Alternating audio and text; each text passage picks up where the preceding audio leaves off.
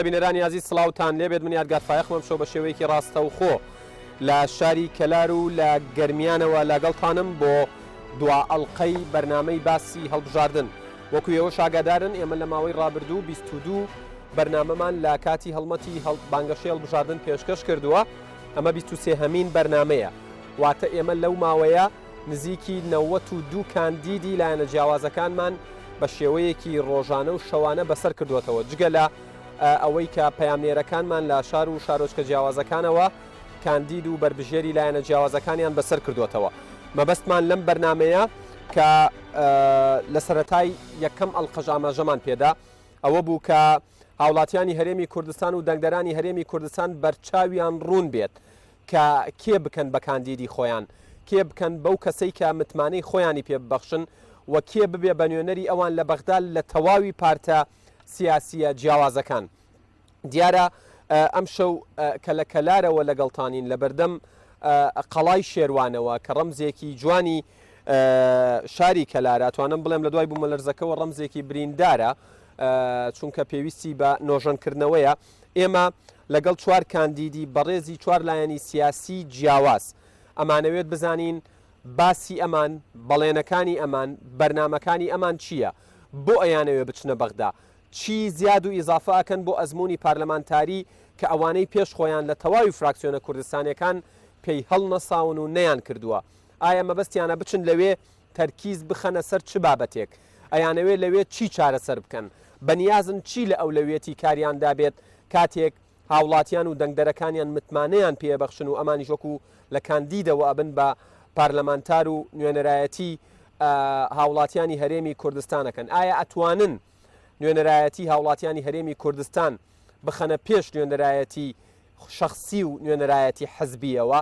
ئایا لایەنە سیاسەکانی هەرێمی کوردستان کاتێک بەرەو بەغدا دەچن بابەتێکی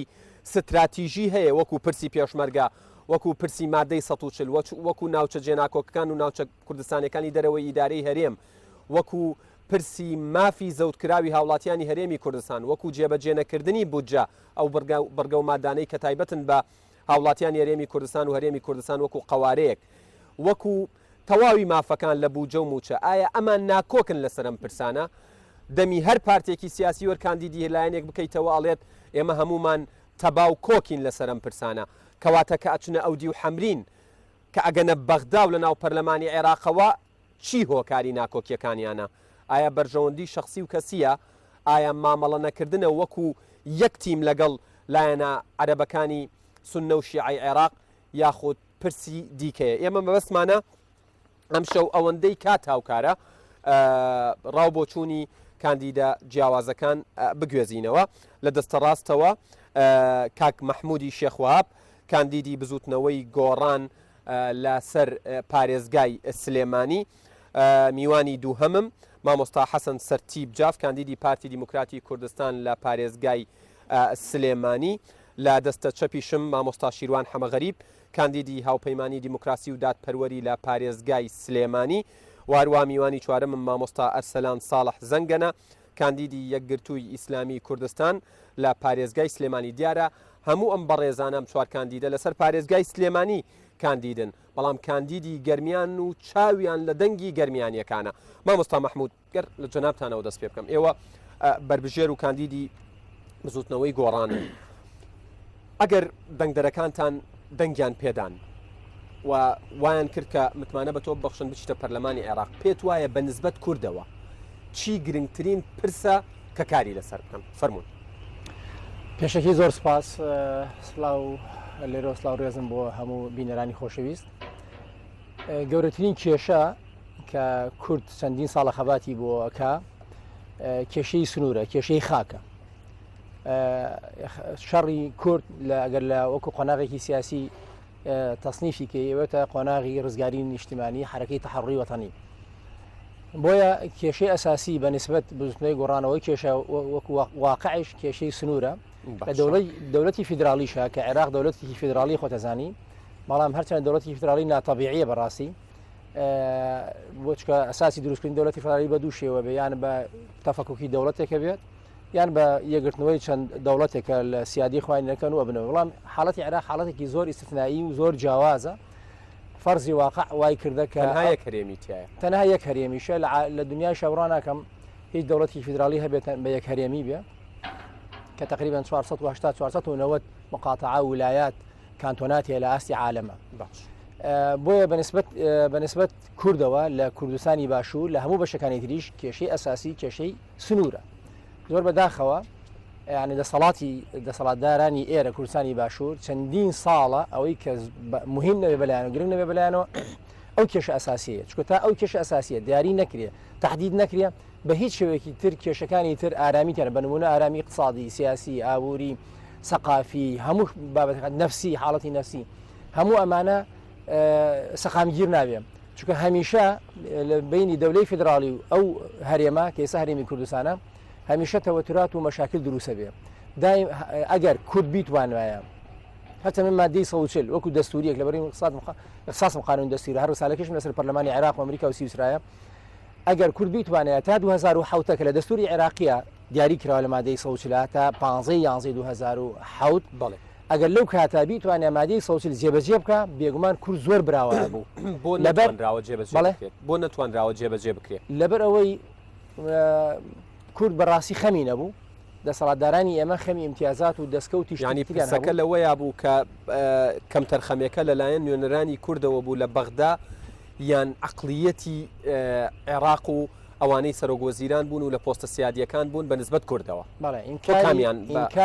عقلیەتی ڕەجعیەت و شۆفینیت ناکەم بە هیچ شێوەیەک چۆکو باسم کرد دەوڵەتی فیدرالی عێراقی حاڵەتێکی استثنائیە ناشیعەکەی و نا سونەکەی ڕازی بوو بەڵە بەوە فەرزی واقع وای لێ کردووە بەڵام زۆر بەداخەوە کە کورد ئەیتوانی و کاتە هێزی هەبوو قوەتی هەبوو ئەیتوانی ئەو کاتە مادەی 140 جێبەجێ بکە بە هەر سێ قۆناغەکەیەوە بە تەطبیعەوە بە ئەحساوە بە ڕاپرسیەکەیشەوە ئەو کاتە کورد براوە بوو بەڵام ئێستا لەبەرەوەی کورد ئەوەندە تێکشکاوە حالیان وەکو مارتین لۆتەر قسەیەکی یاڵێ گەر تۆ خۆت پشت دەچێنیتەوە کەس ناتوانێت بڵاتە سەر پشتت ئێستا کورد دەسەڵاتی ئێمە پشتی کوردی واچەماندەوە سنەیش و شیعیشی سواری کۆڵی بووە بۆیە مادەی 140 ئێستا جێبەجێکردنی سلبیاتێکی زۆریشی هەرچەند ئیجابیاتیشی هەیە بەڵام ئێستا عەرەبواتنی دەستور هۆ فەیسەڵ چارمان نەما دەستور پێشتری مە زۆر ڕخنەمان لەسەری هەبوو بەڕاستی بەڵام ئێستا حالی حاضر ئەبێ هەر خۆمان بەسنە بۆ دەستورچکەلەوە کاک مەحموود بۆی هەر بەرچاوتان ڕوون بێت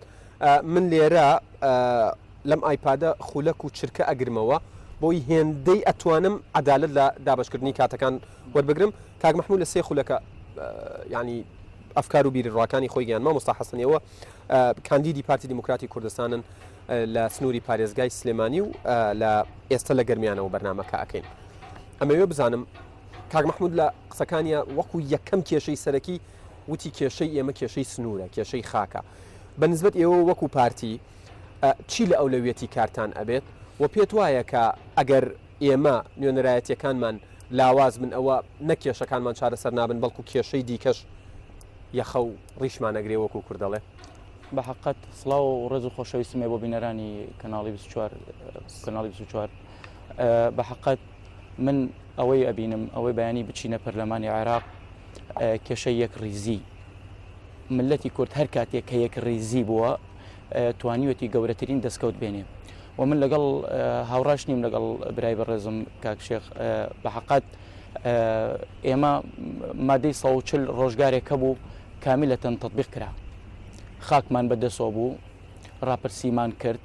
قەرەبوو کریا هەموو شتەکان شوێنەوە بەڵام بەداخەوە لە 16 ئۆکتۆبەر کارتێکی تەرگەڕاینەوە بۆ ئەوەی ئێمە بچینەوە بۆ پەرلەمانی عێراق بچین بڵێن داکۆکی لە مافەکانی گەلی کورد بکەین ئێمە بە حقت ئەوەی بڵێن خولەکانی پێشتر زۆر شت کرا و زۆریش بوو زۆر شتی شاکرا هەند ناڵێم هەمووی کامل بە تەواوەتی نەخێر هەمووی شتەکان کرا بەڵام ئەتوانێت زیاتر بکرێ ناڵێم ئەوە نییە کەم تەرخەمینیە لە هەموو شتەکانە بەڵام ئەم خولەی من بەڕای من ئەم خولەی کە ئیستا دەست پێەکە قورسترین خولە بێ بۆ کورد بۆچ لەبەر ئەوەی ئێمە کێشێکی گەورەمان هەیە کێشەی ئێمە بەس کێشەی موچە نییە کێشەی پێشمەرگەیە کێشەی لەو هاوڕام لەگەڵ کاکشێخا سنوورمان هەیە کێشەی مادەی 140مان هەیە بەداخەوە ئەم کێشانە کۆتایی پێهاتوو بوو هەتا 16 ئۆکتۆبر کۆتایی پێ هاتوبوو ئەمانتوانی زۆر بە ئەگەر 16 ئۆکتۆبر ڕووی نەدایە ئەمانتوانی زۆر بە باشتر تعاملمان لەگەڵا بکرد خۆت لە قسەکانە وتت ئەگەر ڕووی نەدابایە بەڵێ پرسیارەکە ئەوەیە ئێستا واقعەیەک هەیە لە ئێستاە کە ئێمە مامەڵی لەگەڵاکەین ئەوەیە کە نیوەی خاکمان لەدەست چووە چۆن ئەم خاکە وەربگیرێتەوە و لە دنیای سیاسەتیشە لە دنیای جەنگ و شەڕیشە ئەوترێت ئەوەی بە شەڕ لە دەستیبەی باشتی وەری ناگریتەوە بە حقت پێش هەموو شتێک ئیمڕۆ ئێمە بربژێرین ڕکابەرین بەڵام بەیانی ئەبێ برابین لە پەرلەمان ئەبێ ئێمە وەکو برایەک وەکو تیمێکی هاوبەش لەوێن بکەین یەک ڕیزی گەلی کورد لە هەموو شتێک گرنگترە بە مێژوو سەلماندومانە کەی کورد یەک ڕیز بووە لە هەموو بوارەکانە ئەگەر تەنانەت ئەگەر قووەتیشمان نەبووە هەر براوە بووینە و قەت ڕۆژە لە ڕۆژان دوژمنانی گەلی کورد نەیتوانێت زەبر بە کورد بوێنێ ئەگەر سوودی لە یەک ناڕێزی ناو کوردی وەرگەر یەک ڕیز نەبین چی زیانێکی ترمان بەرەکەوێ مامۆستا دڵنیا بە ئەگەر یەک ڕیزی نەبێ ملەتی کورد ئەم خولە بە تایبەتی ئەم خولە لەبەرەوەی خولێکە لە دوای ڕووداوێکی گەورە لە عێراق ڕوویداوە ئەوەی لە 16 ئۆکتۆبر ڕوویدا و ئێمە تموحی گەورەمانەیە هەم من و لیستەکەیشم و پەیامی حیزبەکەیشم ئەوەیە ئەڕۆین بۆ پەرلەمانی عێراق بۆ ئەوەی ئەو خاکانە بگەڕێنەوە مافی پێشمەرگە بگەڕێنەوە مادەی کەڕتێکی تر جێبەجێ بکەینەوە سپاس دەکەم مامۆستا بەڵام دواتر کاتمە وڵات پێم خۆشە پێم بڵێ بە چ میکانیزمێک ئەماکەم سپاس دەکەم مامۆستا شێروان ئێوە کاندیدی یاوپەیمانی دیموکراسی و دادپەروەری من هەمیشە ئەیڵێم سەرۆکی جەنابی کاک دکتۆر بەرهەم نوێ نییە ینی لە ناوکای سیاسەتە بەڵام حزبەکەتان وەکو حزبێکی نوێ واچنە پەرلەمانی عێراق کاک شێخ محمود و مامۆستا حەسەنیش ئاماژەیان بە کۆمەڵێک پرس کرد بۆ نمونە لە ئەوەلویاتی کارەکانە ئەوان یەکێکیانەڵی کێشەی سنوور ئەوی تریانەڵی کێشە یەک ڕیزیە بە بڕوای ئێوە ئەگەر لە یەک ریزیەکەەوە داخل بین ئەگەر ئێمە لە پەرلەمانی عێراق وەکو مامۆستا حەسەنیش ئاماژەی پێداڵێ ئەمڕۆ ڕکابەرین بەیانی ئەبێت برابین ئەگەر وانە بێت قوارەی هەرێمی کوردستانیش دیسان مەترسی ئەکەوێتەوە سەر لەوەی کە لە ڕووی دەستوریشەوە وەکو قوارەیەک چیتر مامەڵی لەگەڵ نەکرێت و هەری ئیزافەیەکی تریش بێگومان دوای هەموو وێرانکاری کە ئێستا لە هەرێمی کوردستان ڕوویداوە لەسەر ئاستی ناوخۆ لەسەر ئاستی پەیوەندەکانمان لەگەڵ عێراق و لەسەر ئاستی ئەو وڵاتانی کە چواردەورمان و لە ئەسەر ئاستی پەیوەندە نێودەوڵەتەکانیش ئێستا هەرێم نەک تەنها پێگەی لە عێراق لەدەستداوە بگرە پێگەی لە هەولێرش لەدەستداوە و شتەکان معلومە وەزەح و لەبەرچاویشە دیارە چاکردنی دۆخی هەرێمی کوردستان ئەبێ لە چوارچێوەی چاکردنی دۆخی سیاسی ئابووری کۆمەڵایەتی عێراق بکرێت چکەم ئێستا بمانێ نەمانێ لە ڕووی دستوریەوە لە ڕووی یاسایشەوە ئێمە هەرێمێکی لیکێنراوین بە عێراقەوە و هەموو ئەو هەنگاوانی کە دوور لە عێراق دوور لە پێگەی عێراق دوور لە سیادی عێراق چۆن نێردرا و چۆنیش بە شێوازی لە شێوازەکان بینیمان کاردانەوەی ناوخۆیی هەرێمی و نێودەوڵەتیش هەرێمی گەیاندە و ئاستی کە ئێستا ئێمە دووچاری کۆمەڵی قەیران بووینەتەوە و ئەو قەیرانانیش هەمووی بۆتە قورسایەک لەسەر هاوڵاتی و بۆتە بارگرانێک بۆ حکوومەتی هەرێمی کوردستان ئێمە بۆ خۆمانوک و هاوپەیمانی بۆ دیموکراسی و دادپەروەری بەرنامەی چوونمان بۆ بەغا لە چوارچێوەی یەکریزی ئەو فراکسیۆنانی کە لە ناو پەرلەمانی بەغایە تێ ئەو کۆشن بە کۆششەکەن بۆ ئەو مافانی کە استراتیژیەوە تەرکیستان خستۆتە سەری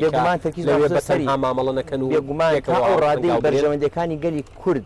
لای ئێمە و لای ئەوان لە ناو بازنێکە بخولێتەوە ئەگەر لە دەرەوەی ئەوە بێ ئەگە بەرژەوەندیەک بۆ حزب بێ و بەرژەوەندێک بۆ کۆمەڵە سەرکردە بێ نەخێرە لەگەڵان نابی تا ئەو ڕادەیە بێ بەرژەوەندی گەلی کورد و ئەوە تاکە ئێمە لە ماوەی چەند ساڵی ڕابردووە بەرژەوەندی حزب و بەرژەوەندی کۆمەڵێک بەرپرس و تەنانەت چوونی فراکسیۆنەکان بۆ ئێمە ئەمان بینی چۆن سەرۆکی فراکسیۆن لای ئەدا لە خەتی فراکسیۆنەکەی چۆن ئەمان بینی هەندێک چون لە ناو هەڵی پەرلەمان بوون هەندێک لە ژوورە ئەمانەوە هەموو ئەمانە نامانێ ئەو سینارێنە دووارە بوونەوە ئێمە بخۆمان بۆ چۆن ڕێگریلی ئەەکەن کە دووبارە نەبێتەوە ئێمە ناتوانین زەمانەتی هیچلانێکی تر بکەین تەنها خۆمان نەبێ بۆ بۆ خۆشمان بە پرۆژەیە کۆڕۆینە بەغا و ئەو پرۆژانە هەموو لە ئەولەوێتی کاری پرۆژەکەتان مامۆستا ئەمانە دنیایەک وێرانکاریان کردووە و خۆیان بۆ خۆیان بانگەشەی کۆمەڵی مەسائلیان کرد کە هەرێم ئەوانەی کە نوێنەرایەتی کوردیان کردووە لە بەغداد کە ئێستا لە دەسەڵاتن بانگەشەیان کرد کە هەرێمی کوردستان ئەبەنە پێگەیەک کە بەرەو سەربەخۆیی ئەڕوا و تەنانەت ڕفراندۆم و ئەحداسەکانی 16 ئۆکتۆبەریش باشترین بەڵگە لەسەر قسەکانی من و بینیشمان دەرئەنجامەکەی چی بوو بەڵام بۆ نمونە کاتێک کە پەیامنێری کوردستان 24 ئەچێتە لای جەنابی کاک دکتۆر بەرهەم ساڵح لە دهۆک ئەڵێت یعنی تعبیرەکە بەو شێوەیە 100 جاری تریش ڕفراندۆم بکرێتەوە دەنگی ئەو بەڵەیە نەک ئێمە باوەڕکەن هیچ کوردێک لەگەڵ دژی سربەخۆی نییە بەڵام چه جۆرە سربەخۆیەک وتی بە چ میکانیزمێک و بە چه ئامانجێک بکرێ بێگومان ئەو ئامانجە و ئەو میکانیزمێک بۆ تەوقیتەکەیشی بە شێوازێک تێپەڕی کە بینیمان چ بارەدۆخێک هاتە پێشەوە ئێمە خۆمان بۆ خۆمان ئەزانین چوون بۆ بەغا لە چوارچەوەی چەند خاڵێک ئەخولێتەوە تۆ ئەڕۆی تا ئێوێنە کۆمەڵێک مافی دستوری هەیە بێ پێداگری لەسەر بکەیت و ئەڕۆی تا ئێوێنە ئەبێ پێداگری لەسەر جارێکی تر دابینکردنی 170 بودجێ عێراق بۆ هەمان چیە کە دەستور جێبەجێکرێت ئەمان چارێکی زۆر گرنگ بێگومان دیارە ئێمە خۆمان بۆ خۆمان پەیمان بەوە بردووە کە کۆمەڵێک پەیوەندیمان هەیە لەسەر ئاستی کۆمەڵە سەرکردی هاوپەیمانی کە بتوانین کۆمەڵێک چاکسازی لەو پەیوەندیانی کە ئەمانە پچڕاندویانە بە نەزانی خۆیان ئەمریکەکە لە خاڵەکان کە ئێمە ئیشی لەسەرەکەین و بابەتێکی تر ئەو پرۆژانی کە پشتمان بێبەستوە بە پرۆژەکان لەسەر ئاستی چاکسازی ناوخۆی هەرێمی کوردستانە و بەشێکشی لەسەر ئاستی چاکردنی ئەو پەیوەندیانی لە نێوان هەرێم و حکوومەتی مرکزیە بێ سپاس دەکەم مامۆستا ئەو من تەدوینم کردووە دواتر زیاتر قسەی لەسەرەکەین مامۆستا ئەرسەلان زەنگەنە جەنابتان کاندیدی یەکگرتووی ئیسلامی کوردستانن لە پارێزگای سلێمانی و چاوەڕێی دەنگی گەرمیانیەکانن هەر بۆیە لێرەشەوە لە گەرمیانەوە ئەم بەرنامەیە ئەکەین دیارە کۆمەڵی خاڵی زۆر وروژێنرا بەڵام قسەیەک هەیە ئەوترێت بۆ نمونە لە عێراقا هەموو هەنگاوەکان بەو ئاراستن کە عێراقێک دروست بکرێت کە لەسەر پرەنسیپی زۆرینەی سیاسی ئەغلبیەی سیاسی تەنانەت هەندێک لە کاندیدە شیعەکان بە گەورەی کردویانە بە دروشمی خۆیان معن للأغلبیە سیاسیە پرسیارەکە ئەوەیە لەناو ئەم عێراقەیە کە بەرەو ئەوە هەنگاوەنی عێراقێک بێت کە یەک لایەن حکومی بکات عێراقێک بێت کە ببێ بە عێراقێکی مەذهبی عێراقێک بێت کە بە شێوەیەک لە شێوەکان کار بۆ ئەوە بکات پێکاتە و کەمینەکانیش بە کوردیشەوە لە پشتگوێ بخات ئەگەری ئەوە هەیە دەستور جێبەجێ بکرێت ئەکرێ ئێمە هیوای پێ هەڵواسین هەر قسەیەکی دیکە شتێ فەرموو بەنای خۆی بەخشندەی میهرەبان سڵاو بۆ بەڕێست و هاوکارانم لە لیستە جیاوازەکان و هەروەها لە بینەرانی کەناڵ 24 و لێرەشۆ من دەستخۆشیمێ لە هێزەکانی پێشمەرگا و هێزەکانی ناوخۆ کە ئەمڕۆ لە پرۆسەیەکی دیموکراسیا بوون کە توانیان دەنگی خۆیان دەن ئومێ دەکەم خۆیان ئاسا بیۆرانە و درێنان دەنگی خۆیان دابێ دیارە ئێمە وەکو یەکگرتووی ئیسلامی کوردستان پێش بەرنامە ئەو تاکانی کە پەروەردەمان کردوون لە ماوەی ڕابردووە کەسانێک پەروەردەکراون کە سوپاس بۆ خۆی گەورە هەم خۆفرۆش نەبوون هەم خاکفرۆش نەبوون قەناعەتمان وایە بۆ عێراق کە ئێساکە خۆ ئامادەکردنێکی زۆر باش هەیە بۆ هەڵبژاردنەکان ئەگەر ئێمە نەتوانین لێرەوە نێومالی خۆمان یەکخەین ئەستەمە بتوانین لە بەغدا بەرامبەر ئەو هێزە زەبەلاحانە بوەستینەوە بەداخەوە دەسەڵاتدارانی هەرێم لە 5 ساڵی ڕابردووی بەشداریکردنی حکومڕانی لە عێراقا کارێکی وان کرد کە تاکەکانی ئەم هەرێمیان زۆرمان دوو کرد بەڵێ عێراقی 2010 غێری عێراقی 2023 بێت ئەو کەرەستانەی کە پێویستەکە و ئەو تاکانەی کە پێویستەکە ئامادە بکرێت بۆی ببنە نوێنەر و کاندیدی لایەنەکان و بەتایبەتی لایەنە کوردستانەکان لە بەغدا زۆر گرنگە کەسانێکی ئیسلاحخواز بن نەک گەندەڵکار بن زۆر گرنگە ئەو کەسانێکی دەستپاک بن باشە ئەگەر خەڵکی یەک جملەیش مامۆستا ئەفۆم کە قسەکەت هێڵم تەواو بکەی خەڵکی ئیسلاحخوازیش وەکو جەنابەت ئاماژەی پێدەی بچێتە ئەوێ لە عێراقێکە کە بەپێی راپۆرتی ڕێکخراوی شەفافیەتی نێودەوڵەتی تایبەت بە 2017 کە لە شوباتی ئەم ساڵ بڵاو کراوەتەوە لە ڕیزی 5 گەندەڵترین وڵاتانی خۆرهەڵاتی ناوەڕاستە ئیسلاحخواز لەوێ ئەتوانێت مصلح بێ زۆر ئاساییە بۆ چونکە ئەگەر تۆ تاکێکت پەروەردە کرد بێ پەروەردەیەکی ئیسلاحیانە نیشتیمان پەروەرانە ڕاستگۆیانە نیشتیمان پەروەرانە ئاشتی خوازانە مەدەنیانە بە تاکی دەتوانی چونکە عێراقی ئەوە نییە کەوا بە زەبری هێز بەڵام کاتێک ئەو هێزە لە عێراقا ئەتوانێت سەرکەوێ ئەگەر هاتوو بەرامبەرەکانی کەسانێکی جەبان بن بەداخەوە کەسانێکی خۆفرۆش بن کەسانێکی تاڵانچی بن ئەم کەسانە ناتوان بەرامبەری ئەو عێراق بن ئەوانەی کە تا ئێستا نوێنەرایەتی کوردیان کردووە بە تایبەت پەرلەمانتارەکان توانی ویانە لەم ئاستی متمانەیە بن و زیرەک و ئازایانە ڕوبەڕوویان بنەوە ئێمە وەکو یەکگرتووی ئیسلامی کوردستان کە ئەمە بەرنامە و پرۆژەی کاری خۆمانە بۆ هەڵبژاردننی 2010 ئالێرەوە ئامانجمان لە 5 خاڵی دیاریکراوە ئامادە کردووە چی لە ئەولەویەتی یەک لە ئەولەویاتی کاری ئێمە ئەوەیە کەوا حکمی ڕەشیدی و دیموکراتیانە دووهەمیان بریتیە لەوەی کەوا داهاتی عێراق بە شێوەیەک دابش بکرێ کەوا تاکێکی لە سلێمانی بێ هەمان ئەو تاکە بێ کە لە بەسرا داهاتی دەسەکەی بەڵام گرفتەکە لەوایە بەداخەوە لە ماوەی 15 ساڵی ڕابردووە دەسەڵاتدارانی ئەم هەرێمە کارێکی وایان کرد کە دەستیان برد بۆ موچە و قوتی هاوڵاتیان بەتایبەتیش مامۆستایانی سەربەرز کە دەستیان برد بۆ موچە و قوتی مامۆستایان ئەنجامی ئەوە بوو کە بینین ڕووداوێکی و 16 ئۆکتۆبەر ڕوەدا کە بەداخەوە ئەو وەزعی لێ خولقێ کەرکووک ئەفرۆشرێ خورمات و تاڵان ئەکرێ ئەمە بۆ ڕوبەڕووبوونەی ئەو عێراقا کە ئێمە وەکو یەکگرتووی ئیسلامی کوردستان و کاندیدەکانمان یەک لە ئەولویاتی کارمان ئەمە جملە تەواوکەم ئەو شەوەیە کە لە بەغدا پاراستنی دەستکەوتە نەتەوەیەکانمان ئەرکی سەرەکیمانە. زۆر سپاس دەکەم مامۆستا کاتەکەت بە زیادەوە تەواو بوو دیارە ڕەنگە ئەوانەیە ئێستا بە دیار بەرنامەکەەوە دانیشت بێتن بڵێن بۆچی لە گەرمیان کاندیدی یەکێتی نیشتیمانی کوردستان لێرە حزۆری نییە پەیوەندیمان کردووە بە نزیکی حوت کاندیدی یەکێتیەوە لە گەرمیان لە کەلار لە خانەقین لە کفری دیارە وتیان ئەمرمان پێکراوە کە بەشداری بەرنامە نەکەین پرسیارەکەش ئەوەیە لە 23 لەم 23 بەرنامەی کە کراوە لە 20 بەرنامەیە یەکێتی حزۆری هەبوو ئیتر نازانم بۆچی بزەبت لەم سێ بەرنامەیە ئەمریان پێکراوە کە حزۆریان نەبێ. کاک مەحموود خۆت ئاماژت بەوە داوتت اختصاسی من قانونی دەستوریە و تەرکیزی شت لە بڵین توێژینەوەکەت بەشێکی تەرکیزت عێراق بووە بە لە بەرچاوگرتنی واقعی ئێستای عێراق بە لە بەرچاوگرتنی ئەو ڕاستی کە قسە لەسەر ئەوە هەیە لە دوای هەڵبژاردننی دوانزەی ئايات لە دوای ینی دوو سبەیەوە نەخشەی سیاسی لە عێراق بە نسبەت ناوخۆی عێراقەوە گۆڕانکاری بەسەردادێت چۆ قسە لەسەر ئەوە هەیە ئەم جارە هەڵبژاردنەکە بۆ نمونە ئەو کاتە نییە کە ئەمریکا هەیمەنی تەواوی لە ناو خۆی عێراق بوو ئێستا لە جادەکانی عێراق بەتایبەت لە ناوچە شیعەنشینەکان وێنەی ئایەتوڵاکان و وێنەی مەرجەعەکانی ئێران بەکارێنرێ بۆ بانگەشەی هەڵبژاردن هەرچەندە ترەمپ ئاماژەی بەوەش داوتی هەر کەسێک پاڵپشتی ئێران بکات ئێمە استزای ئەدەین قسە لەسەر ئەوە هەیە عێراقی دوای داعشە هەرچەندە ڕایانگەیاندووە کە سەرکەوتون بەسەر داعشە بەڵام داعش زوو ئەجوڵێت لە ماوەی ڕابردوودا لە نزیکی گەرمیان و لە جەلەولات شەڕ ڕووی داوە پرسیارەکە ئەوەیە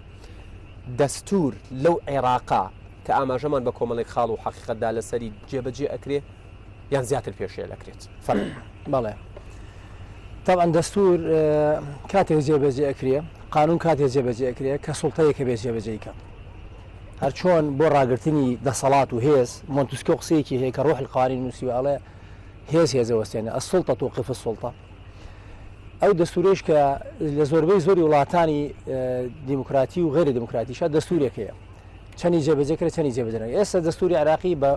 ملاحەزە زۆری کە لەسەرێتی ئەمە ملاحەزاتمان زۆر لەسەر دەستوری عراقیە چەندین قوانین ینی چەندین مادە هەیە کە داوایەوە کە بکرێتە قانون قانونەکان دەرنەکراون تا ئێستا یعنی بەشێک لەوانە مەسەر زۆری تایە تەمان مەجلیسی اتحاد کە یەکێک لەو بابەتە گرنگانەیە کە وەزارەتی دەوڵەتی فیدراڵی دەبێت و مەجلیسی بێ مەجلیسی نواب و مەجلیسەکەی تر هیچ دەوڵەتی فیدراڵی نییە کە بە یەک مەجلیسی پەرلەمانی سوڵتەی تەشریعی بڕواتە ڕێوە ئەو دەستورێکی سەر جەناب باسیەکەی تەبان ئەم جارە وەکو باسم کرد کاندیدەکان یان ئەوانەی کە ئەگەنە بەغدا بنەندان پەرلەمان چی لە بزوتنەوەی گۆڕان چی لە هینەکانی ترش بە تایبەتی بزوتنەوەی گۆڕان ئەرکیان زۆر قورسرە بێ ئەم جارە بۆچی لەبەرەوەی پێگەی سیاسی کورد لەوێ زۆر لاوازە لە حەد بەدەر لاوازە حتا کەلیمەی ینی هەرێمی کوردستان لە زۆربەی زۆری هینەکانە وتارەکانیانە حتا خیتابی هینەکانی ڕئیس وزەرا لە زۆربەی شوێنی ئەندام پەرلەمانە بوو بە شمالی عێراق پرۆژەی بودجە یان بوو بە شمالی عێراق یعنی ملاحظەیەوە بکە یعنی یەکێ لە ئەرکە ئەساسەکانی بزوتنەوەی گۆڕانیش پاراستنی ئەو قەوارە سیاسی هەرێمی کوردستانە بەڕاستی ئەو دەستکات وایە ئەمە پێشێلکاریەکی دەستوریە و ناحەقیە بەرامبەر بە هەرێمی کوردستان نەکرێت چکە لە دەستوری 2005ەوە دوایەوەی هاوڵاتیانی عێراق و بە هەرێمی کوردستان شەو دەنگیان پێداوە هەرێمی کوردستان وەکو قەوارەیەک جێگیر کراوە بەزانین چۆنە ئەوە لە بەپێی مادەی 117 ئقرار کراوە بەپێی دەستوری عێراقی بەپێی مادەی 120 دەبێ هەرێمی کوردستان دەستورێکی هەبێ بەڵام تا ئێستا خۆی کێشەوەتانی هەرێمی کوردستان ئەسڵ ئیمانی هەت بە دەستور نییە باواقعی بن ینی خۆ ینی ئەگەر بیر بکەیتەوە ئۆباما کە سوێندرا یەکەم جار حاکمەکە کە سوێنی دا هەڵەیەکی بەسیتی کرد لە هینەکە لە سوێندانەکەیە یەک هەڵەی بەسیت ئۆباما هەڵەکەی نەکرد ئەوەی کە سوێنەکەیدا هەڵەیەکی بەسیتی کرد بۆ دووهەم ئێوارە بە بێ کامیرە دووبارە سوێنەکەی دایەوە یعنی مەسلەی سەروەری یاسا و مەسالی دەستوری خوارووا گۆترێ نییە ئێستا ماوەسا حەسەنی باسییان دەشتی کرد مەسەلەن باسی سەروەری یاساوەمان حتا لە بینەکانی کارنامەی پارتی دیموکراتی کوردستانیشان ناکرێت تۆ لە بەغدا داوای دەستور و سەروەری یاسا بکەی لێرە ئیمان نەفەر بە دەستور بە مەرجێک دەستوری دەوڵەتی فدرالی زبارش تکا کە دەستورت هەبێ ناکرێت لێ باسی پەرلەمان و سوڵتەی تەشریعی بکەی لێرە بە ئارزوی خۆت پەرلەمان داخێت و حکوومەت وەزیرەکانی حرەکەیەک بستنەوە گرام بنێت و ماڵ بڕخوا حافزان کەس تۆ پێ دوایە هۆکاری ناتەباییمان هەرێمی کوردستان یانێک جۆنسۆن ئەمریکا لەسەر یەک ئەوەی وەزیرێکی هین کرد لای برد کە خۆزانی وەزیریش لە ئەمریکا زۆر مهم نییە چکە نظامی ڕێاسیە یان پێڵەن مستەشارین مساعدین شتێکی وا بوو بە یەک دەنگ لا نەبرا یعنی لەوە خۆزانی لەوێ مەجلس نواب اتهام یەکات و مەجلس شوڕ محاکمەیەکە بە قەناعەتی من دەستور لەسەر ئەساسیاتی پێگەی کورد چەندێک بەهێزە لەوێ لە ڕووی لە دوای ئەم ڕیفراندۆمەوە کە کرا نەتیجەکەیشی ئەوە بوو تەمان ئەو ڕیفراندۆمە تەمان محسوبە لە هەڵە بوو ڕیفراندۆمەکە تەوان 100% هەڵە بوو ڕیفراندۆم حەقێکی ئەساسی دەنگتان پێ ئەم مەسەلەیە کەس نەیفرۆشێتەوە بە یعنی مەبەستم ئێوە وەکو خۆتان وەکو بزوتنەوەی گۆڕان دەنگتان نە بەشدار بووتیایە نە ئەندامی هەبوو لە لیژنانە جەنابی ڕێخەری گشتی گۆڕان کاکۆمەری سێعەلی دەنگی پێدا ڕێخەری گشتی ڕێی خۆتی ئەوە ڕوا لە زۆر ڕێخەتی و ڕێخەری گشتی بزوتنەوەی گۆڕانە نەخێر ئێمە ڕێخەری گشتی دوایەوە ئەگەر هەنگاوەکەتان بەدڵ نەبوو بۆ بەریتان نەکرد لە گۆڕان ئوستاد باشتی پێ بڵێ هەروەکو وایە تۆ پێم بڵێ تۆ باوکی خۆت خۆشەوەیانە يعني ئەوام لە یەکەیتە تۆ چیە لەگەڵ سەروەری ینی سربەخۆیی وڵاتەکەیان نییە ئەم هەرێمە ئەم هەموو ئەنفالە ئەم هەموو کیمابارانی هەڵبجە ئەم هەموو شەهیدە ئەم هەموو سجنە ئەم هەموو ماڵی وێرانیە هەمووی لە بنۆ پێشگی پێوەی ڕزگاری نیشتمانیە بەڕاستی کاک محمود بەڵام باسی کردوتی لە ڕۆژی دەنگدانی خۆت بووینەدا 16 ئۆکتۆبەر وای لێ کردە ئەی باشە 16 ئۆکتۆبەر کێ وای کرد نەتیجەی ڕفراندۆم بوو کە ئێوە کردتان بەبێ ئەوەی گوێدەنە میلەتەکە دەگەر دیاریان کەی بەڵێ ئەڵێ ئێوە کردان کێن پارتی دیموکراتی کوردستان یەکێتی نیشتیمانی پاشان دوایەوە ناکرێت قسەی سەرکردەیەکی وەکو سەرۆکی پارتی تۆ ئەڵێ تەبەنە قسەی هێنا مەسعود بەرزانیە کە ئەڵێ مادەی سەوچل تەواو بوو لەلایەکی تروش وەسەر لە کارەکان داوای جێبەجێکردنی دەست مادەی سەوچلەکەی خۆ ناکرێت قسەی سەرکردە وەکو قوڕیزستان وابێت باشە دەست نوێژ نەشکێنێ عەزم ناکرێت مامۆستا حەسەن دیارە من تەرکیز ناکەمە سەر دەستوری هەرێمی کوردستان چونکە هەڵبژاردننی هەرێمی کوردستانی هەڵبژاردننی عێراقا بەڵام تەرکیزە خەمە سەرەوە قسەی کەوتی بەشێکی هۆکاری ناکۆکی و ناتەباییمان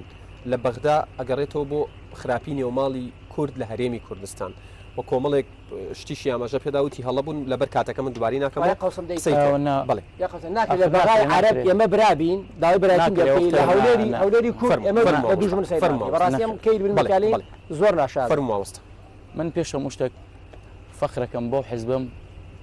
ئەو حیزبەی کە پێڵەن ڕفراندۆم چیەکان من فەخری پێوەکەم کە ئەندامێکم ڕفراندۆم چی حیزبی من هیچ گوناحێکی نەکردووە سەرۆکەکەی من هیچ گوناحێکی نەکردووە ڕۆژە لە ڕۆژان داوای کردووە ڕیفراندۆم بکرێ چەسپاندنی ئەو ناوچە کێشە لە سەرەکە بکرێت بێتێت سەر هەرێمەوە کەڕەتێکی تر مادەی سەوچل لە منتەقەکانی ئێمە نەمێنێ حیزبەکەی من سەرۆکێکی هەیە ئەو سەرۆکەیە کە توانی بە هەموو عالم بڵێ گەلێک هەیە دەوڵەتی دەوێ کە بە درێژەی ژیانی کورد ئەگەر بێن تەمەشای بکەن لە یەکەم ڕۆژ تا ئێستا هیچ سەرۆکێک نەیتوانە بە ڕاشکاوی ئاوا بڵێ من ڕیفراندۆمەکەم و دەوڵەتی کوردی مەوێ دەوڵەتی کوردی و ڕیفراندۆم جەریمەت نییە دەوڵەتی کوردی گەورەترین شانازیە گەورەترین شانازیە کە تۆ ئیمڕۆمە ڕیفراندۆمان کردووە ڕیفراندۆم جەریمە نەبووە ڕیفراندۆمیش نەکرایە ئەوە هەر ڕووی دەدا بەڵام ئێستا ئێمە سەروەریەک بۆ گەلی کورد دروستکردێ 16 ئۆکتۆبەر وای لێ کردە بەو شێوە بەڵام ئێمڕۆ ئێمە گەورەترین سەروەریمان دروست کردووە کە ڕاپرسیەکمان کردووە لە هەموو لە کەرکووک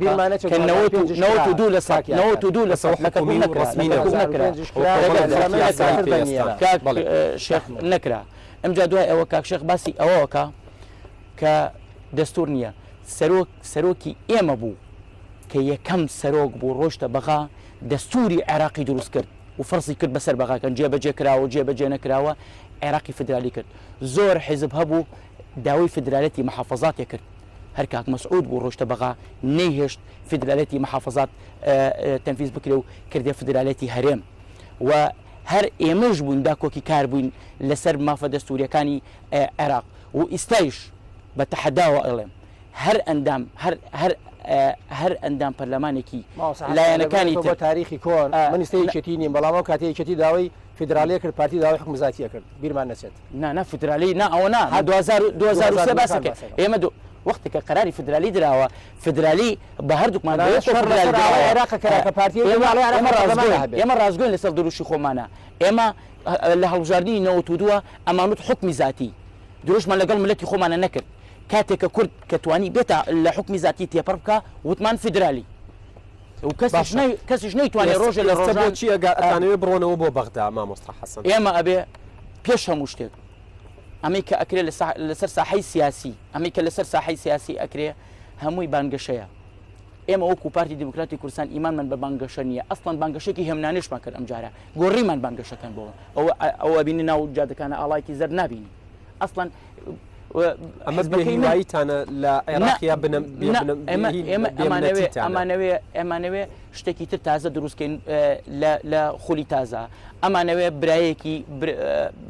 کە بچوونە پەرلەمان عێراق یەک ڕیزێکی گەورە دروستکەین جارێکی تریش حزبەکەی من کە ئەم ئەندام پەرلەمانانەی کە ئەشنە پەرلەمان داوای یەک ڕیزیەکە یەک ریزی ناوماڵی کورد نەبێ هیچ دەستکەوتێکمان نابێت وەتوانیشمان و دڵنیایش بن ئێمە وەکو پارتی دموکراتی کوردستان هەر چۆن توانیمان دیفاع لە کوردستان بکەین لە سوحێلە و لە دێگەڵە و لە پردێ و لە زومار هەروایش ئەتوانین دەستکەوتەکانی گەلی کورد بپارێزین لە پەرلەمانی عێراق وڵای ئەوە دیار بوو خەلەکە دیار بوو کێ بوو بۆی کاتی دوکاندی دەکەیت دیکەش نەخۆی سپاسانەکەم شەوی ڕابردوو لە یەکێک لە بەرنامەکانە دووسێ کاندید گفتوگۆی ئەوەیان کرد کە پێویستە میکانیزمی هاوپەیمانی دروستکردن لە دوای 12 ئایار بە نسبەت کوردەوە بگۆڕێ بۆ من لە دوای 2023 لە 15 ساڵی ڕابردووە کورد هەمیشە پێی وا بووە کە شیعەک هاوپەیمانێتی بەڵام ئێمە بینیمان کە شیعە چی بەرامبەر کردین و سەرۆگۆزیرانەکەی شیعە چی بەرامبەر بە کورد و کوردستان کرد قسەکە ئەوەیە لە دوای ئەم هەڵبژاردنە کورد پێویستە بە چ ئاراستەیەک هاوپەیمانێتیەکانی بگۆڕێت بە تایبەت ئێوە حزبەکەشتان ناوی هاوپەیمانی بەڵێ بگومان وەڵام من سەرەتا تاقیبێکمێ لەسەر دەستپێکەکەی ماوەسار سەران وتی پرۆسی دەنگدانی ئەم ڕەبۆی هێزە چەکدارەکان پرۆسەیەکی دیموکراسیانە بووە نەخێر ئەمڕۆ زۆرترین تۆقاندنی تیا بوو هیچ مەدەنی نەبوو زۆرترین تۆقاندنی تیا بوو و خەڵک هەڕەشەیان بڕینی لێکرا و چەندین ڤیدۆ لە تۆڕە کۆمەڵایەتەکاندا بەزێنراوەکو بەڵگە و تەوسیق کراوە پێشکەش کۆمسیۆنی شەکرێ کە ئەفسەرمان بینیوە بەسەر پێشمەرگەی داماوە بەسەری وەستاوە ئەبێ دەنگداتە ئەولایەتان کردووە بۆ ئەوەی کە هەموو زیاتر لە نزیکی 200 کەس دەنگ بدات بەڵام بە 3 ساعت 100 کەس دەنگی نەداوە بێگومان ئەوەش نییە ئەو شەر ئەو هەڵانەژ ئەوەش بۆ کۆمسیۆن نەگەڕێتەوە کە ئەو میکانیزمی ئێستا گردوێتێ بەر ئەوە پێشتر تاقی بکرایەتەوە لە حەجمی ئەو پرۆسە نەبووەتەوە دیارە بێگومان یەکێکی تر لە هەڵەکان کەمی بنکەکان لە ئاستی ئەو هێزانی کە ئەمڕۆ دەنگدەر بوون دەنگیانەدا ئەمەیەکێک دوو هەمومان نەزانی سەبارەت بە پرسیارەکەی جەنابەت نەخشەی سیاسی لە عێراق و لە هەرێمی کوردستانیش گۆڕانکاری بەسەر دێت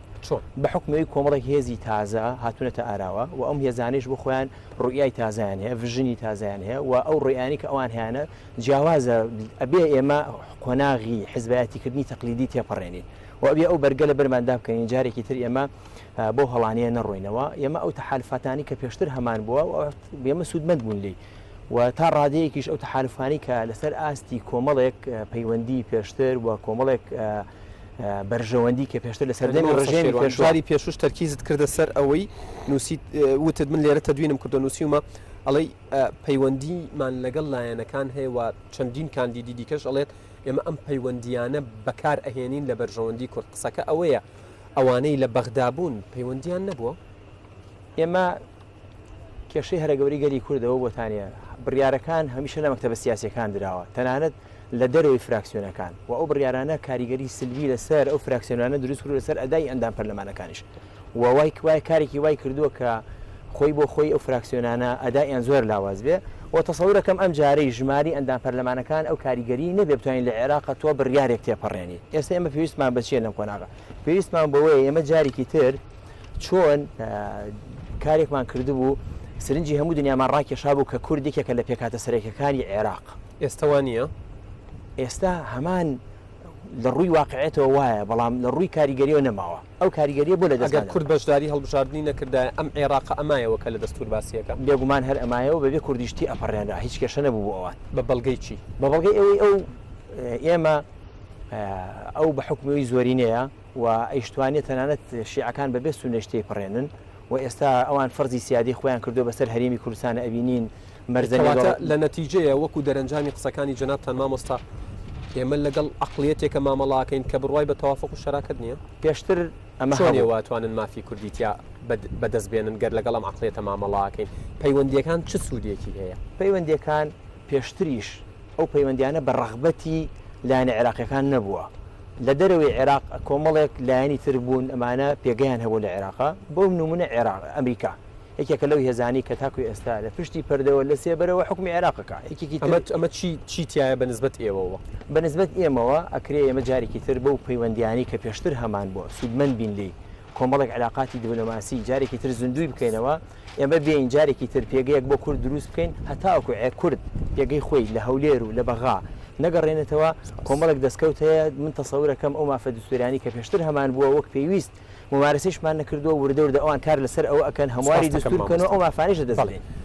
سپاس دەکەم مامۆستا شێروان مامۆستا ئەرسەلان تا چەندە هاوڕای لەگەڵ مامۆستا شێروانە کە ئەڵێت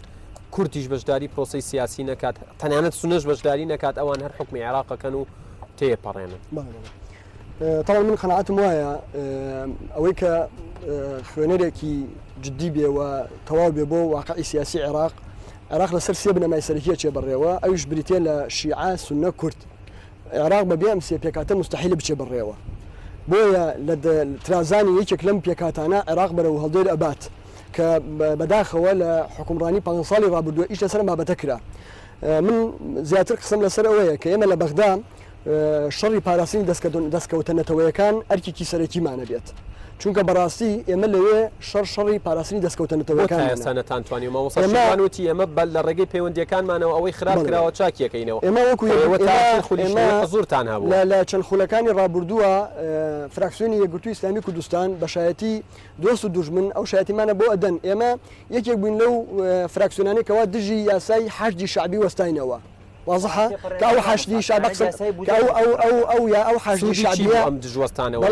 يعني همو فراكسيون كردستانية كان دوانسانية كان نبيت دژی وەستانەوە نۆ تێبینیان پێشکەش کرد 12.6 نەبوو بە 12 تۆ بە ئەندازەی پێگەی خۆ کاریگەریە بێ لەسەر واقعەکە یعنی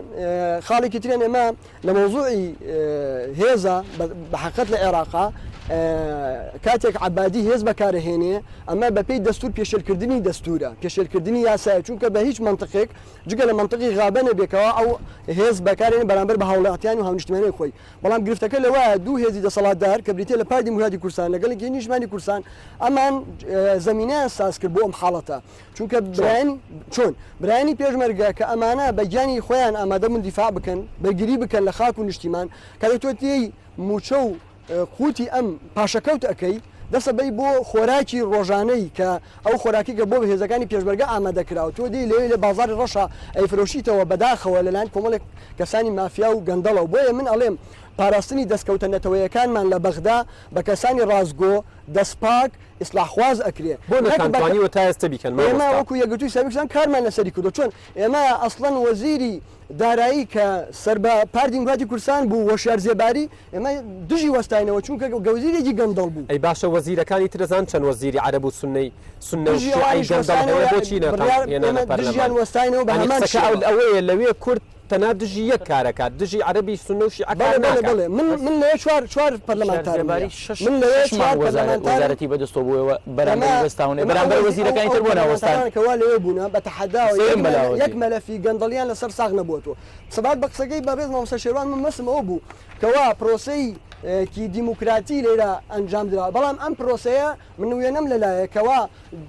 هێزی دوو هێزی گەورە لەم کشاری کەلارە بە چەکەوە ئامادەبوونا خەڵکیان تۆقاندەوە ترساندووە تۆ تۆ ئەگەر هێزێکی ئەتوانی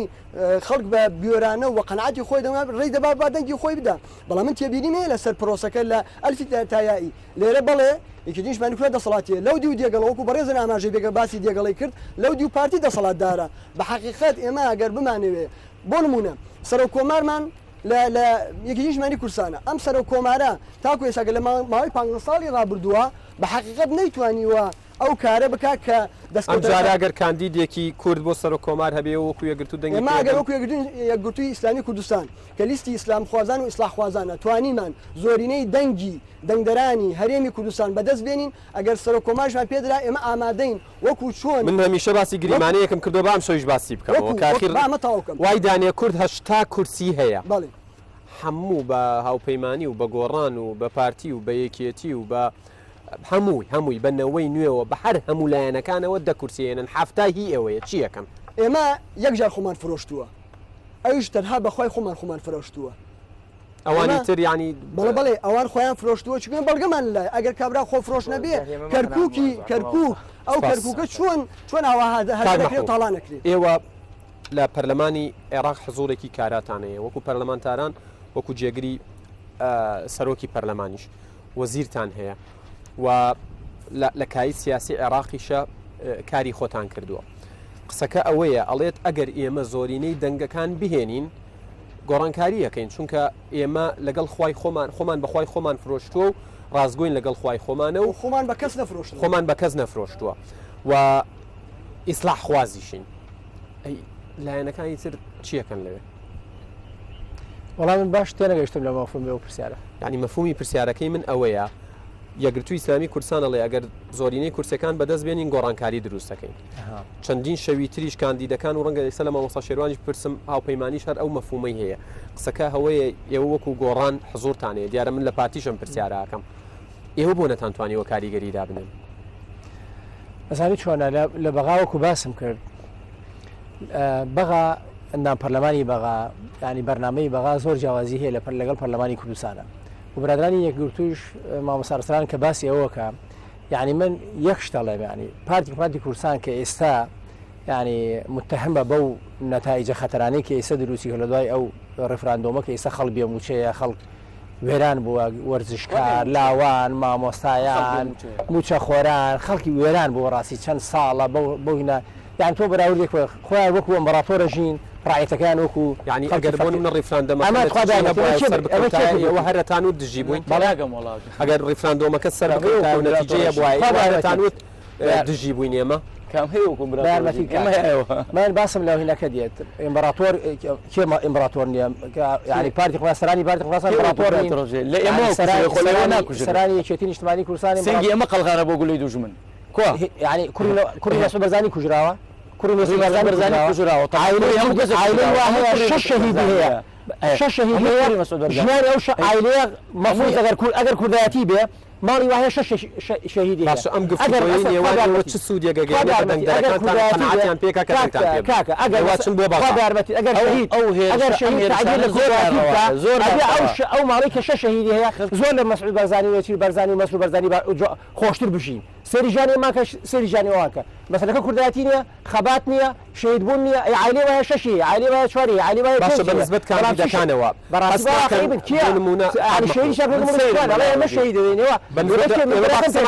بەغاکارم شەهید بووە با من پرسیارەکەم بکەم ئێوە کە کاندیدن و دەنگدەرانتان سیرتانەکەن بۆ ئەوەی ئارگومنتێک قسەیەکەم بکەم ئێستا تێتەگەێنم کوری فەقیرۆژار کوژراوە دەتەحەداکەم یەکێکم ببرێت لە بنەماڵی بارزانی لە جەبەکانی شەڕ بنەماڵی بەرزانی هەشتا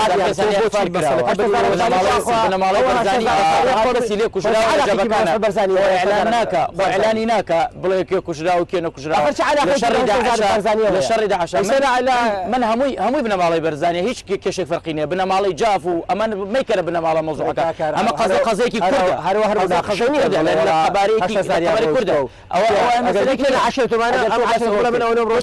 ناڵی بەرزانی لێ کوژراوە لێ نەکوژراوە بس قضية ناڵی قوية بەرزانی بغاضي لە شەڕی داعش بەسەطەها يعني شەیتان داوە لەم تەلەڤیزیۆن ئیعلانی کا بێژێ کێ کوژراوە 2014 بەدواوە بۆ نمونە کە تۆ نمونەیەک تێناوتە کەس لە عایلەی بارزانی شەید نەکراوە لەلاو ئێوە شتی يعني وایداوە طاب يارمتيد يعني واي اللي هاتوا كردستان هو يبغى طابوي كومون تنكسك سراين تنكسك كومباني زولاح باشە ئەمە ڕەبتی چییە بە ڕۆیشتن ئەمە ڕەبتی چییە بە پەرلەمانی بەغاوە من نازانم لەمەکەشین بکرێەوە هەڵبژاردننی ئەگەر کوردستانیان كاكا مامۆستا حەسەن بڵێ. بۆ من بۆی مەفهومەکە بگەێنم لە کاک بڵێ. محمودەوە ئەخیر قسەی لێوەرگرم بەنسبەت پرسیارەکەمەوە بێگومان یعنی ئەمە چه سوودیەگە گەیەنێ بە ڕۆشتنتان بۆ بەغایەوە چن لەناو پەرلەمانی عێراق ئەڵێن یەکێتی و پارتی زۆر گەندەڵن ئەمە لە نەتیجە چیتان دەست ئاخات لەوێ شي او يوتو يستا ايما باس لوكين الين امي ككرد شكستي هنا يسال بغداد ككرد لهريمي كردستان يسا عربي الله شمال العراق اما شندي صار امدا صلاته اساسي امدا صلاته بس ولا بەغا چیتان کردوە جیاواز بێ لە یەکێتی و پارتی بۆ لە بەغا لبغداد او اما كردمانه اما هيش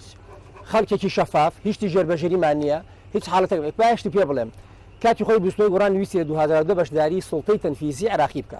يوسف براتنا حكومته دوايه ولا برلمان درشو بيك تلفوني كاج مسعود بو مالكي وتي برادرو او تي كردن توازني يعني سا بارتي ديمقراطي كردستان دجا لقال مالكي دجا لقال كاكا مصالح عليا معنا اگر مصالح عليا ام بكردستان بو خير وانا كو باشان ومليار والله قدام ما اخر بصر بو والله وش خو سرداني والله ديار دسلاطه كان ديار سرداني خو بسنوي قران انقره هي نا تاراني هي نا بغاي هي حركيه كي مدني نشكي هي نا كومبانياي هي نا باري هي نا بولي هي تنها خواو ملتك هي لقلاتي كسي تري لقلاتي كومال ما بعدو كومال سپاس کاک محمود مامۆستا حەسەن بڵێ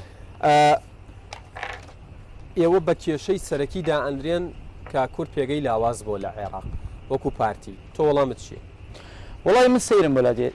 مامۆستا ئەڵێ هوشیار زێباری من حەزەکەم هەندێک وەڵام بدەمەوە ینی بە حەقەت ینی ئەوە نەک هوشیار زێباری بە ببوونی گەندەڵی وە دەرکراوە نەخێر هوشیار زێباری لەبەر گەندەڵی نەبووە ئەگەر لەبەر گەندەڵی بێ مالکی و ئەم بەسەتەها وەزیری ناو حکومەتی عێراقەیە گەندەڵش بوو بەردەوامیش بوو لە مەسەلەکە تەنها ئەوەیە کورد پارتی دموکراتی کوردستان پەیامێکی نەتەوایەتی هەیە پەیامێکی نەتەوایەتیە بۆیە لە هەموو کاتەکانە دائیمەن مستهدەفە ئەمە واقعەکەیەتی لەمە زیاتر نییە ئێستا ئەم بربژێرانە ئەگەر هەر کارێ بڵێ ئێمە بچینە خوارەوە ئەتوانین بڕۆین لە جەلەولاین بکەین من مستهدەفم ئەوان مستهدەفن لە بەرۆی پارتی دموکراتی کوردستانە لە بەرۆی دائیمەن پەیامێکی نەتەوایەتی هەڵگردووە دائیمەن دیفاعکەرێکی حەقیقی بۆ لە دەستکەوتەکانی ملەتی کورد کێشەکان بوون من ئەپرسم لە کاک شێخ ئێوە هاتنە حکومەتی کوردستانەوە لە پەرلەمانی عێراقا وتان بەنەو کورسیوە هاتن جێگری پەرلەمانماندا پێتان تۆم حەقی ئێوە نەبوو ئێوە دەنگتان بۆ جێگری سەرۆکی پەرلەماندا لە پشکی گۆڕان وەک پارتی پێشکەشمان کردن نەک دەنگماندا پێشکەشمان کردن هی ئێمەیە ئەوە هی ئێمە بوو دوو وەزیر مستحقی ئەمە بوو وەزیرێکماندا بێتان چیتان کرد لە پەرلەمانی عێراقا چیتان کرد سەرۆکی لیستەکەتان چۆن ناو لیستێکی عەرەبیوە ئەمە هەموو دەستکەوتەکانی ئێمە دەستکەوتەکان بوو چی وەختێک پارتی دیفاعکەر نەبووە لە مافەکانی گەورە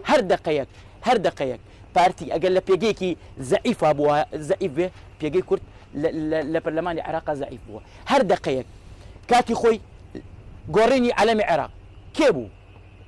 هەر پێداگرنی کاک مەسعود نەبوو دەستور کێ بوو هەر بە زۆر فەرسی کرد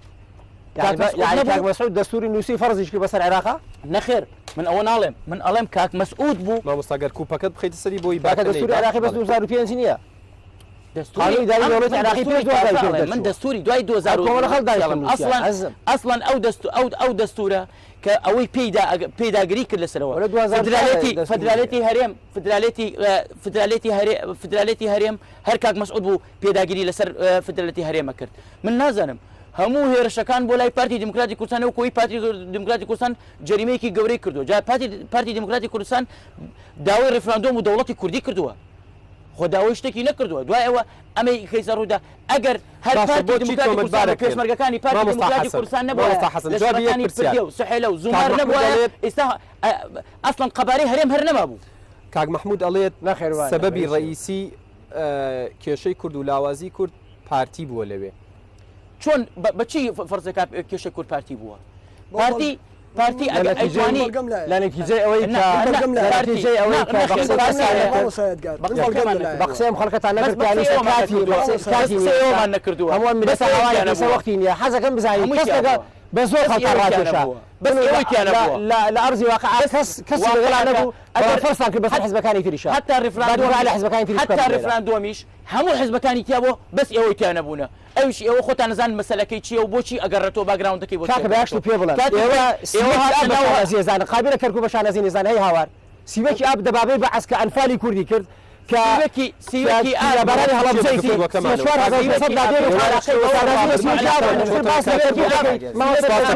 توانی بڵێ مەتری ئەرز لە کوردستان ڕۆشت بێت حەقتە قسە بکەیت نەتایج حسابە هەموو شتێک لەسەر نەتایج حسابە لەسەر کوردستانیان کردار حسابی کردار زۆر جارێ فەرق پێم بڵێ یەک زار شتی خۆتان کاتان تەواو بوو سپاسانە لە حتا پێش ئاشقەتانتان لە ملەتی کورد ئەنجە دەلە دەرەنجامی